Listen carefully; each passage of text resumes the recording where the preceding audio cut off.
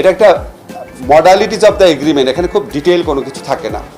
আমি আপনাদেরকে যেটা বলতে চাই, এটা করার কারণে মূলত যে লাভটা হবে, এই যে অবৈধ পথে আমাদের অভিবাসীরা গিয়ে আপনার প্রাণনাশের ঝুঁকির মধ্যে পড়তো, সেখানে বৈধ পারিশ্রমিক পেত না, মাঝে মাঝে গ্রেফতার হতো, চলে আসতে হতো, এই সমস্ত যন্ত্রণা আশা করি অনেকাংশে উপশম হবে। আমাদের বৈধ যাওয়ার পথ খুলে গেলে আমি ওনাদেরকে বুঝিয়েছি যে আমাদের জন্য যত বেশি বৈধভাবে শ্রমিক নেবে তত অন্যভাবে যাওয়ার পথটা মানে আগ্রহটা মানুষের কমে যাবে।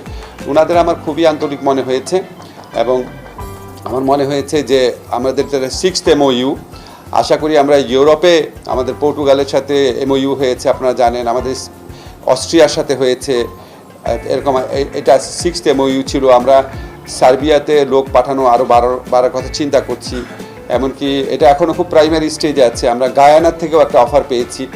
তো আশা করি আমরা লিগ্যাল ওয়েতে মাইগ্রেশন অনেক বাড়াতে পারবো।